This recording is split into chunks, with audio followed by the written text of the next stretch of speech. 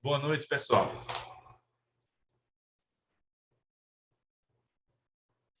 Boa noite, professor. Boa noite. Boa noite. Boa noite, pessoal. Boa noite. Boa noite a todos.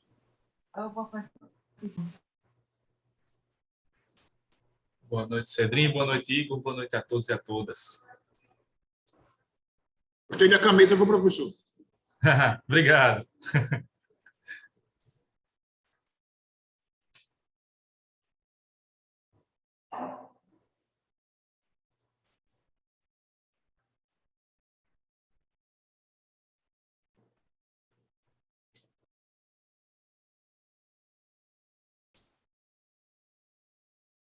Muito bem. Então, hoje a gente vai dar aí continuidade ao nosso assunto de supremacia da Constituição. Na segunda parte da aula, eu vou pegar um pedaço aqui, né, da aula para mostrar a prova. O resultado já saiu, né, com os pontos e tudo mais lá no sistema. Então, a gente vai ver isso basicamente. Eu vou já começar a divulgar aqui o nosso primeiro evento que vai acontecer em outubro. São 3 que vão acontecer. Simpósio de pesquisa docente, o ENIX, Encontro de Iniciação Científica e a Semana de Direitos Humanos. Aí já vou começar a fazer a divulgação aqui para vocês já começarem a se inscrever aí em primeira mão. Buenas noches, Gabriela. Professor Cedrinho, porque a minha internet deu uma cortada aqui. Só para alinhar. A nota que o senhor colocou já é com os pontos, já é completo, né? Redondo, Isso. né? Isso, exatamente. Perfeito, perfeito. Vou estudar mais. Professor, repete esse evento que vai ter, que eu estava fora. Assim, não se preocupe que já eu vou falar dele melhor, né? Na segunda parte da aula. Beleza. É o ENIX, a Semana de Direitos Humanos e o Simpósio de Pesquisa Docente. Mas eu vou falar melhor daqui a pouco. Ora. Bom, gente, a gente começou na aula passada esse assunto aqui, a supremacia da Constituição. Aí vimos a ideia de norma fundamental, né? Repassamos aqui a pirâmide do Kelsen, que a gente vai voltar a vê-la mais vezes. Mostrei a vocês o Conrad Hess pela primeira vez, apesar de que alguns de vocês tinham usado o Conrad Hess já para responder uma questão lá do exercício, né? Valia ponto. A ideia de norma fundamental, né? A relação entre supremacia e imperatividade. As espécies de supremacia, formal material, já vimos. Aí revisitamos aqui os 3 países que não têm Constituição escrita: Reino Unido, Nova Zelândia e Israel. E vimos, né, que no resto do mundo o modelo de Constituição é o de Constituição rígida, escrita, e que, portanto, segue esse modelo que estamos estudando da supremacia da Constituição. E paramos aqui no princípio da presunção de constitucionalidade dos atos normativos, em que, no final da aula passada, eu expliquei a vocês aí essas 2 espécies de presunção: a absoluta, que não comporta prova em contrário, né, não admite prova em contrário, e a relativa, que vai admitir prova em contrário. E a nossa presunção aqui, né, a presunção de constitucionalidade dos atos normativos, ela acaba seguindo o que a maioria das presunções vai ser aqui no direito. Ela vai ser uma presunção de caráter relativo, ou seja, nós vamos ter aqui uma ideia inicial de que todas as leis, todos os atos normativos que existem no ordenamento jurídico são constitucionais até que se prove o contrário, né? Isso porque vamos ter aqui a presunção de que, para que cada lei, para que cada medida provisória, para que cada decreto tenha passado ali, esteja em vigor, ele deve ter obedecido aos requisitos formais e materiais que a Constituição estabelece para cada uma dessas normas. Mas aí, claro, como é uma presunção relativa, é possível demonstrar, provando isso, né, lá junto ao Supremo, que essa norma, seja a lei, seja o decreto, seja uma emenda constitucional, que ela está descumprindo a Constituição, que ela está desobedecendo à Constituição. É aí que entra a questão do controle de constitucionalidade, mas, como eu falei na aula passada, a gente não vai ver isso em detalhes, porque ainda não é o momento de ver controle de constitucionalidade. Para isso, vocês precisam ter um conhecimento mais aprofundado de processo, né? E vocês estão ainda na teoria geral do direito do processo civil, ainda não é o momento, né? Controle de constitucionalidade só vai ser visto por vocês com detalhes no quarto período no Direito Constitucional 3, que são só noções básicas. Bom, revisitando a pirâmide do Kelsen, como conhecemos, temos aí a definição, né, o último ponto a ser destacado do conceito lá, o princípio de presunção da constitucionalidade dos atos normativos.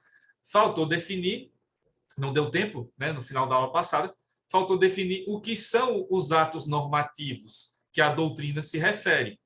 Os atos normativos vão ser todas as normas jurídicas que não são ou que não se configuram como o texto original da Constituição. Então, os atos normativos aqui, esse princípio da presunção de constitucionalidade se refere, são os atos que estão aí colocados na pirâmide. Por exemplo, aqui, ó, emendas constitucionais, porque são normas jurídicas que são inseridas na Constituição depois do início da sua vigência, as leis em geral e as outras normas, que são lá o decreto, a portaria, a circular, como a gente já conhece. Então, os atos normativos aqui vão ser todas as normas jurídicas que não se configuram como o texto original da Constituição. É isso que a doutrina se refere como atos normativos. E aí vai seguir aqui a mesma ideia, né? De fundamento de validade, por um lado, e da hierarquia normativa do outro lado. Então, para que cada norma dessas surja no ordenamento jurídico, no caso específico do Brasil, vai ser preciso que tenha aqui, vai ser preciso que essa norma extraia o seu fundamento de validade de outra norma superior. Então, se tem o decreto, é porque tem lá uma lei que fundamenta a validade desse decreto. Se tem uma lei que prevê determinada situação, é porque a Constituição traz essa proteção, traz essa possibilidade.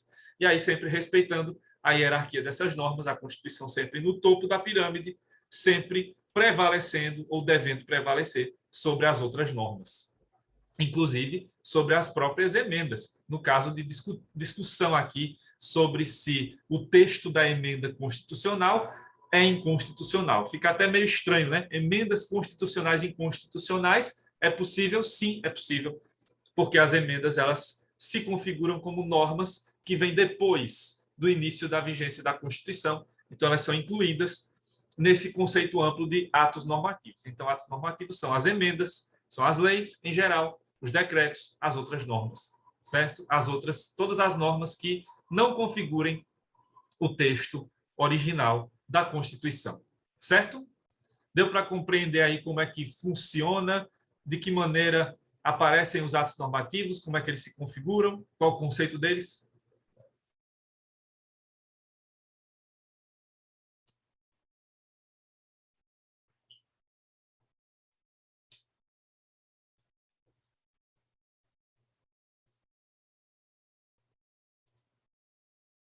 Como ninguém se manifestou, presumo que entenderam. Então, vamos seguir. Agora a gente vai para a natureza jurídica do ato inconstitucional, porque a gente viu até agora a presunção de constitucionalidade. Ou seja, em geral, em linhas gerais, os atos normativos, as emendas, as leis, os decretos, por exemplo, são constitucionais. A gente presume, a gente pensa inicialmente que eles são atos constitucionais, ou seja, que estão de acordo com a Constituição. Mas, como eu falei na aula passada e repeti hoje já, mais de uma vez, essa presunção é relativa, ou seja, ela admite prova em contrário. Então, se há a possibilidade de se provar o contrário aqui, é porque existe a possibilidade de que ocorra, né, a situação de termos uma lei, um decreto ou uma emenda inconstitucional, ou seja, que ofende o texto constitucional. Então, sabendo que existem e podem existir, e já existiram muitos, né, atos normativos inconstitucionais, resta saber como é que eles são colocados no direito. Qual é a sua natureza jurídica? Né? Vocês certamente lá, né, quem já está no segundo período aqui, já estudou lá na teoria geral do direito essa questão dos planos do fato jurídico, né, dos planos relacionados às normas jurídicas. O plano da existência, o plano da validade e o plano da eficácia. Né? E aqui, a decisão de inconstitucionalidade desses atos, quando o Supremo determina que uma lei é inconstitucional, por exemplo, essa decisão vai afetar os planos da validade e da eficácia. E por que não afeta o plano da existência? Aí, lembrando, né? Só lembrando aqui rapidamente, quando se fala do plano da existência, vai se tratar da própria existência física ali da lei, ou seja, da sua vigência e tudo mais. Então, aí, o plano da existência não é afetado, nesse caso, da decretação da inconstitucionalidade pelo Supremo, certo? E por que isso não acontece com a decisão do Supremo que declarar que o ato é inconstitucional? Porque a Constituição estabelece que cabe não ao Supremo Tribunal Federal, mas ao Congresso Nacional, ao Senado, né, revogar essa norma. Então, se é o Poder Legislativo que cria a lei, então, para a Constituição, só cabe ao Poder Legislativo retirar a existência dessa lei, né? Tirar essa lei de circulação até no seu plano da existência.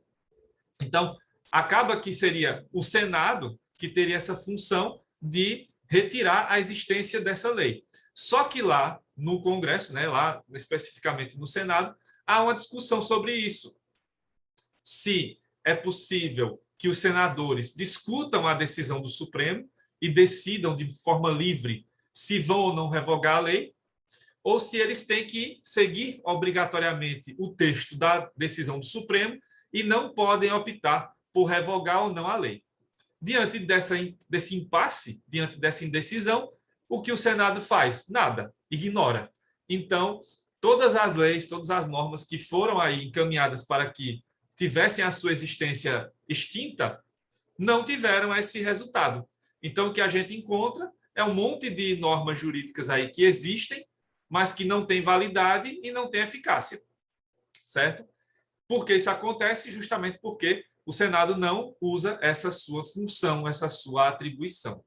E aí o que a gente vê é o que a doutrina coloca como desuetude ou letra morta. Você vai encontrar um monte de leis, um monte de normas que vai ter ali a sua existência, né? Vai estar, por exemplo, no vademecum, mas vai estar lá escrito, né, que essa lei tem sua eficácia suspensa, essa lei foi declarada inconstitucional, e aí você vai ter só a existência, só tem um atestado de existência da lei, mas ela não pode mais ser válida, né? Ela é inválida, é nula, e ela não pode mais produzir efeitos. Então, acaba que ela não chega a atingir os outros planos, porque a decisão do Supremo vai atingir o plano da validade e o plano da eficácia, que é o que a gente vai ver agora, na sequência, né? Então, não atinge essa decisão do Supremo o plano da existência, porque essa é uma atribuição do Poder Legislativo, e acaba que a decisão do Supremo vai afetar os planos da validade e da eficácia, certo?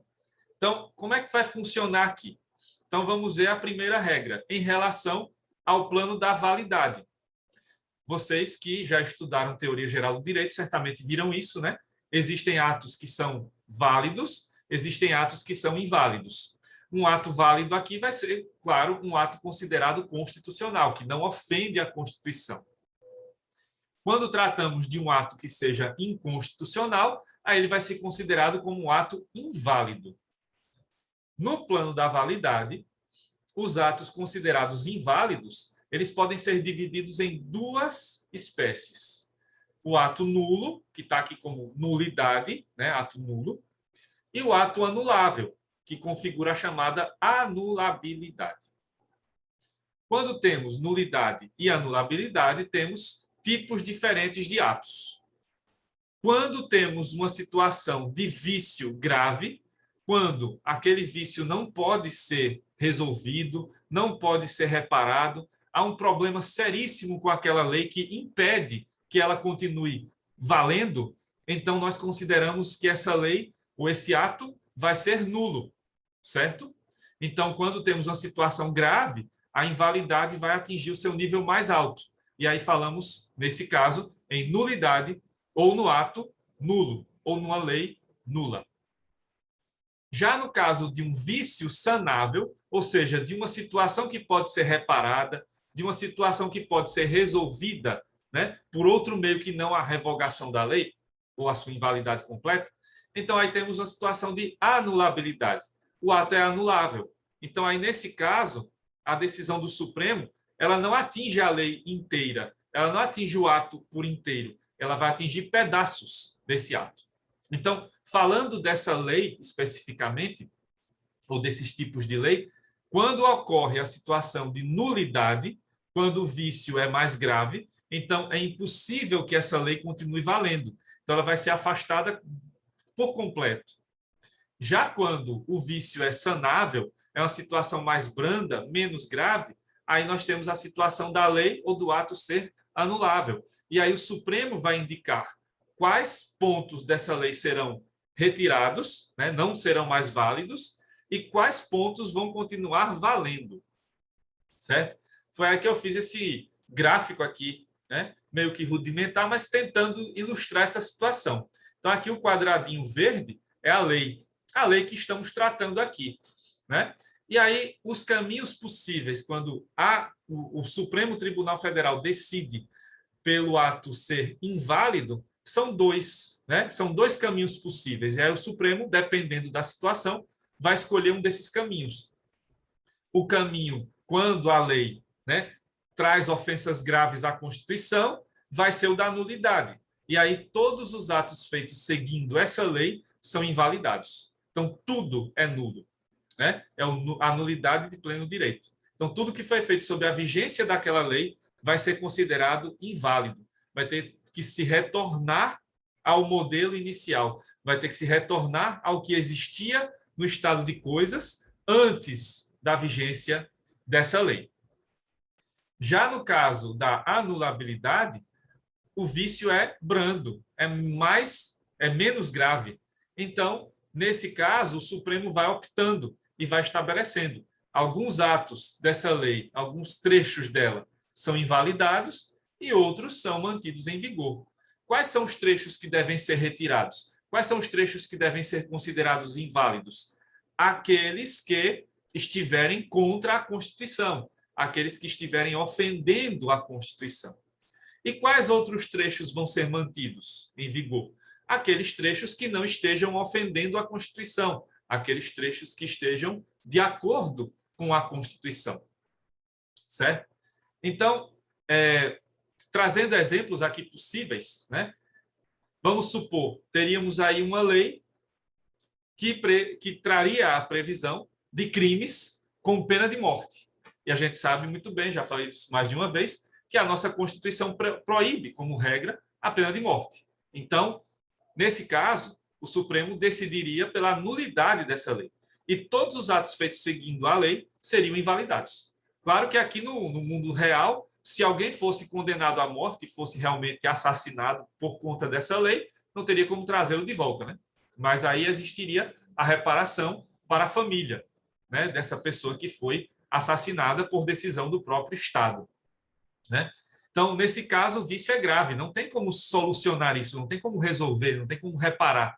Então, aí, a decisão seria pela nulidade e todos os atos feitos seguindo essa lei seriam invalidados. Então, aqueles atos deixariam de ser crime ou, né, deixariam ali de ter a pena de morte, teriam uma pena, como, por exemplo, a pena de 30 anos de reclusão ou algo do tipo. Já outra situação poderia ser, por exemplo, uma lei que previsse, né, a determinação de cobrança de um novo imposto, né, para toda a população brasileira. E aí, como já aconteceu, né, de ter aqui, por exemplo, CPMF, né, era antigamente IPMF, né, Imposto sobre Movimentação Financeira, ou depois CPMF, que virou Contribuição sobre Movimentação Financeira. E depois isso foi extinto, né? Mas vai que o governo cria de novo, não é uma CPMF da vida. E aí, o que poderia acontecer? É um vício grave? Depende, o Supremo poderia decidir que não. E aí, o que poderia ser decidido? Por exemplo, que essa CPMF não seria cabível para todas as pessoas, mas sim seria cabível para pessoas com renda, né, acima de 10 mil reais, vamos supor, 10 mil reais por mês. Então, nesse ponto, o Supremo retiraria, né, a validade dos trechos que previssem a cobrança do imposto para quem ganhasse menos de 10 mil reais e manteria os trechos da lei que previsse a cobrança do imposto para quem ganhasse mais de 10 mil reais. Então, o Supremo pode fazer isso, que é chamado, depois vocês vão aprender isso melhor, essa questão de indicar trechos que vão ser mantidos e indicar trechos que serão retirados da lei ou não devem mais valer. Isso é chamado de modulação dos efeitos da decisão, né, ou modulação constitucional. O Supremo pode fazer isso, né, a depender da situação, certo? Então, aí mostrei a vocês 2 exemplos, né? De uma lei que seria hipoteticamente nula e de outra que seria anulável. Aqui nós temos como regra, né? Em geral, o Supremo decide pela nulidade. Mas existem situações em que o Supremo, em casos excepcionais, vai poder decidir pela anulabilidade dessa norma, dessa lei em relação à Constituição. Certo, gente? Deu para entender essa primeira parte aí?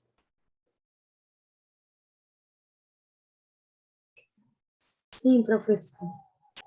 Sim, professor. Beleza.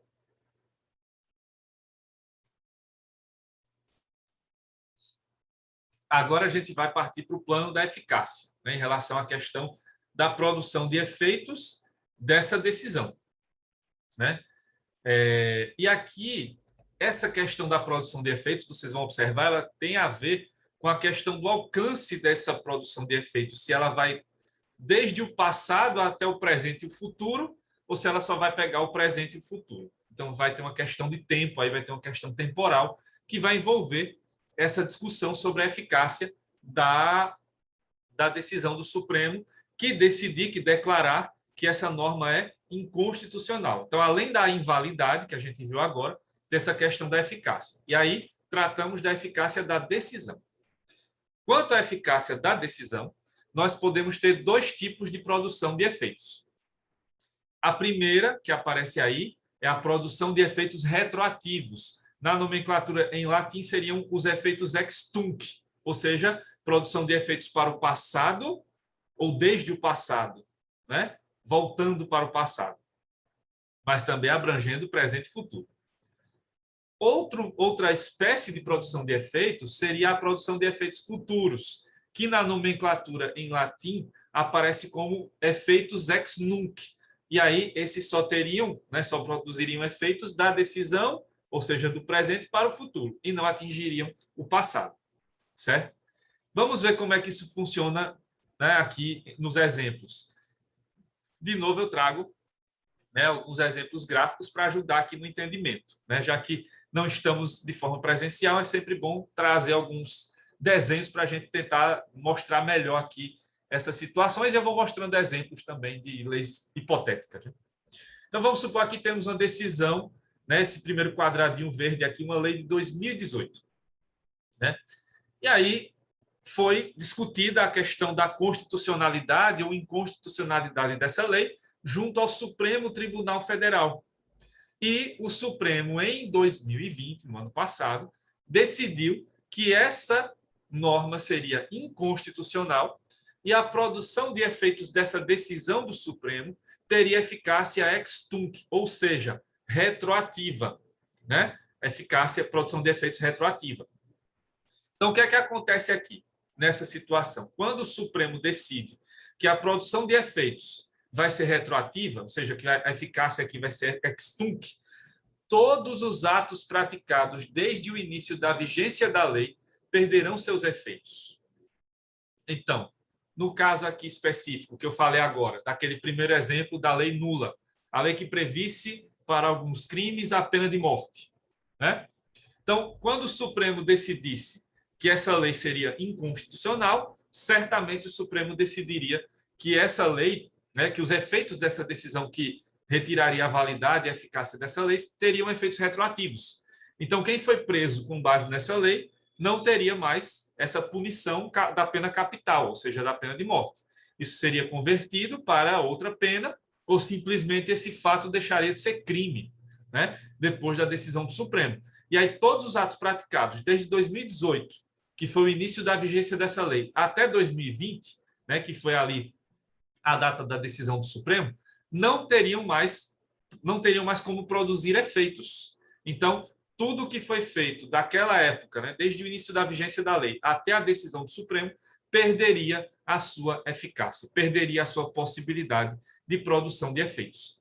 Como eu falei, né, agora há pouco, se já tivesse alguém falecido, né, se alguém já tivesse sido assassinado por conta dessa lei, claro, é impossível trazê-lo de volta à vida, né, mas seria possível, então, que a família fosse indenizada por conta dessa conduta aí do Estado. Então, quando há a produção de efeitos retroativos, tudo que foi feito com base naquela lei declarada inconstitucional deixa de produzir efeitos, deve deixar de seguir aquela determinação, deve voltar à sua situação anterior à vigência da lei. E isso volta para a data de início da vigência da lei, ou seja, desde o início da vigência dessa lei para frente, não haverá mais como se aplicar essa norma. Não haverá mais como essa norma produzir efeitos. Então, os efeitos ex tunc, eles vão voltar para o passado, vão chegar ao presente, né, na data da decisão, e a partir dali em diante, né, no futuro, não dá mais para usar aquela lei, porque ela foi, né, declarada inconstitucional. Então, nesse ponto, temos aqui a regra. Então, em geral, o Supremo define, quando declara que uma lei é inconstitucional, por esse tipo de produção de efeitos da decisão. Então, desde o início da vigência, né, vai se buscar ali tudo o que foi feito desde o início da vigência dessa norma, para que tudo isso seja declarado ineficaz, para que tudo isso tenha que voltar ao status quo anterior, à situação que existia antes do início da vigência daquela norma, daquela lei. Já em relação ao segundo efeito, né, a segunda produção de efeitos, que é o efeito ex nunc, ou seja, só para o futuro, aí nós temos uma situação um pouco diferente. É esse outro caso aqui, né? Então, nesse caso aqui, temos a lei de 2018 e a decisão com a eficácia ex nunc de 2020. Aí eu volto para o meu exemplo lá da lei que, por exemplo, ia reinstituir a CPMF, né, aquele imposto sobre movimentações financeiras.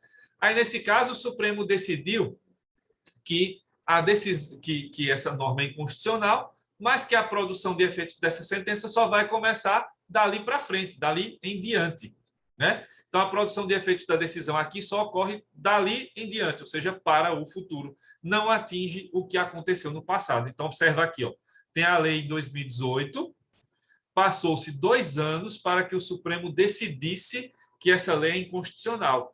O que foi feito dessa lei, né? O que foi cobrado de impostos por essa lei entre 2018 e 2020 não tem como ser devolvido, porque o Supremo decidiu que os efeitos dessa decisão dele de declarar a inconstitucionalidade só valem dali para frente, não voltam para o passado.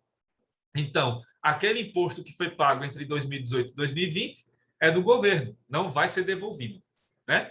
Isso acontece muito na prática quando o Supremo vai decidir sobre questões que envolvem orçamento, direito financeiro, os impostos, né, o direito tributário. Então, geralmente, o governo vai ter algum prejuízo, né, com aquela decisão, então o Supremo faz a modulação e aí estabelece, não dá para cobrar mais esse imposto daqui para frente, mas o que foi pago até agora continua sendo devido. Então, isso pode acontecer também.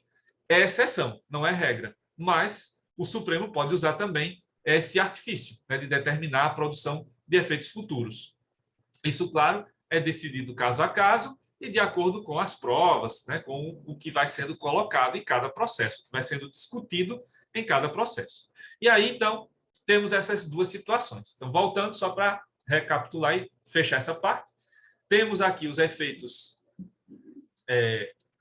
ex tunc, que voltam, então, para o passado, né, começam ali desde o início da vigência da norma, passam pela decisão e, a partir da decisão, não tem mais produção de efeitos, lógico, e os efeitos ex nunc que só atingem ali só atingem essa questão da produção de efeitos, da sentença, da decisão, a partir da data em que houve a decisão. O que aconteceu no passado não vai ser mais mexido e apenas dali em diante é que não se pode mais aplicar aquela norma, é que ela não poderá mais produzir efeitos. Lembrando que a regra são os efeitos ex tunc, retroativos, e a exceção vão ser os casos dos efeitos ex nunc, ou seja, só para o futuro. Certo? Alguma dúvida até aqui? Professor, boa noite. Oi? Na verdade, eu tenho algumas, só que vai encarregando tanta coisa que eu vou falar por mim. Eu me perco até nas dúvidas. Não vou mentir, não. Porque o senhor vai falando, e como já foi passado assim, que o senhor não gosta muito de ser interrompido durante a explicação, eu falo por mim. Eu me perco. E eu sou daquele tipo assim, se eu me perder no começo, o meio e o fim, para mim, foi perdido. Porque eu vou ficar preso ali naquela parte que eu não entendi.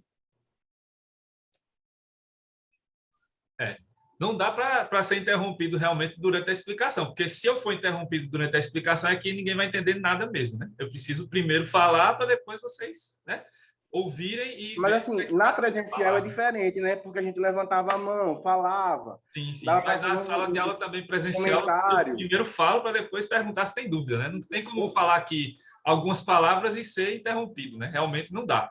Aí, o que é que eu recomendo? Assiste de novo a aula depois, que aí você vai ter a oportunidade de ir parando e voltando até entender.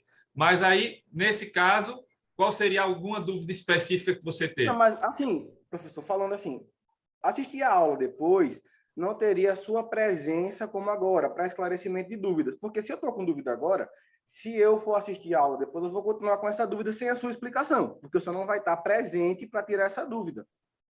Entendeu? Uhum. Pronto, pois diga aí qual seria a primeira dúvida.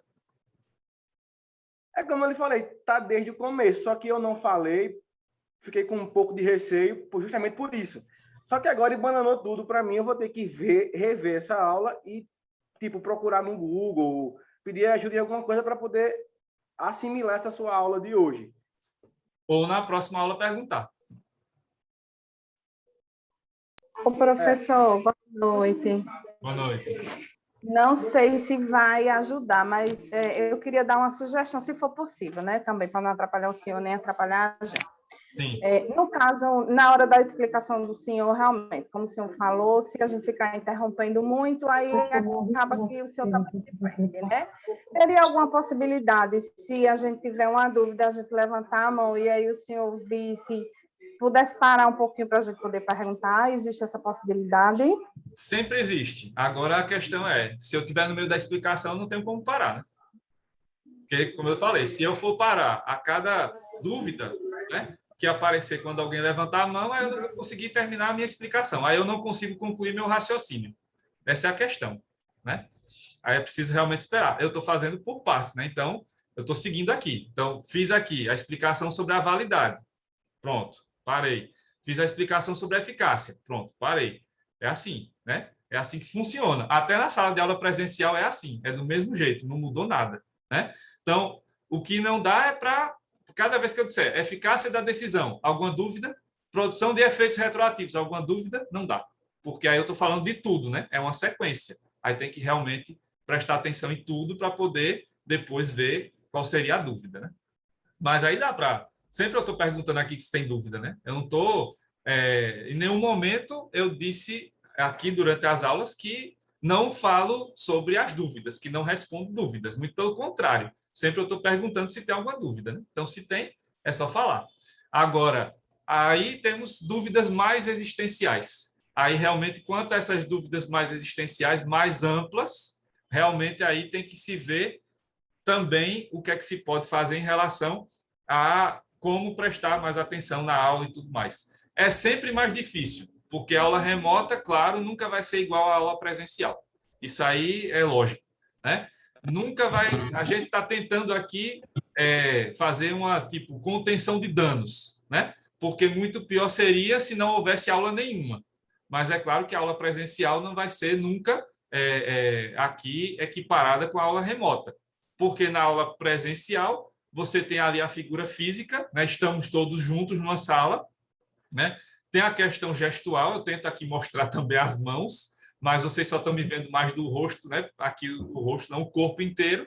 Então, é impossível ter ali a mesma questão da linguagem corporal que você tem lá na sala de aula presencial. Isso aí é fato. Só que hoje, na sala de aula presencial, haveria um outro problema, porque se haveria a linguagem corporal, vocês não veriam a linguagem aqui da fala, né? Porque a questão da leitura labial e tudo mais, isso aí não vai acontecer porque eu vou estar de máscara, né? E os outros professores também. Então, assim, nesse momento de pandemia, é o que temos, né? Não dá para ir muito além disso. Então, eu tento aqui fazer o meu melhor. Vocês estão percebendo isso, né? Aqui estou falando como sempre falei nas outras aulas e tudo mais. Então, professor, isso. Oi. Professor, você está me ouvindo bem? Com certeza. Só para, se o senhor me permitir, só para a gente chegar em denominador, né? Assim, como professor também, a gente sabe que vai existir dúvidas, é fato. Se a gente não tivesse dúvidas, a gente não estaria em sala de aula, estaria dando aula, na verdade. Então, assim, cada professor tem a sua metodologia, mas como aluno também, eu entendo que o senhor, vou usar a linguagem bem popular, o senhor dispara, né, nos conteúdos, e eu venho acompanhando todas as aulas, rigorosamente, no final o senhor pergunta, tem alguma dúvida? Tem alguma dúvida? Se o senhor me permitir, a título de sugestão, o que acontece? Galera, vamos anotar, e quando o professor perguntar, tem alguma dúvida, eu particularmente, Claudemir, me permita, eu não sou obrigado a concordar com o que o senhor fala, mas o senhor é obrigado a me responder como professor, como ensinamento, não é verdade? Com certeza. Dentro do conteúdo que foi dado. É. Então, assim, eu entendo até a colocação do nobre amigo, quando ele diz assim, se eu perder a linha de raciocínio, eu, no meio ou no início, eu vou perder toda a linha de raciocínio do restante da aula. Mas, assim, entendo também o senhor que não pode interromper a aula de instante em instante. Diferente se fosse uma aula presencial. Porque na aula presencial, se eu tiver uma dúvida, o senhor vai ter que parar e responder, não é verdade? Depende. Porque também, se eu estiver falando, eu vou pedir para esperar para terminar de falar, né? Porque também não dá para parar toda hora. Mas aí é um critério de cada professor, não é verdade? Exato, esse é o meu critério. Então chegamos a uma conclusão que o critério do professor, me corrija se eu estiver errado, professor. O critério do professor Claudemir é quem tiver dúvida só perguntar as dúvidas no final de toda a explanação do senhor. É assim? No final de cada pedacinho, né, que eu vou falando aqui. Desde o começo, acho que vocês já viram isso, né? Eu estou falando aqui, falo de um ponto e aí pergunto se tem alguma dúvida. Desde o começo é essa dinâmica, né? Já vamos aí Entendo. 3 meses de aula, né? Então, essa é a dinâmica. Perfeito, Claudemir, perfeito. Não, perfeito assim, perfeito que eu entendi a logística do senhor, entende? Aqui eu sou aluno como todos os outros e eu posso até não concordar com a logística do senhor como na explicação, não, mas na logística de tirar as dúvidas. Mas eu vou respeitar porque o senhor é o professor e eu sou o aluno. Né? Isso.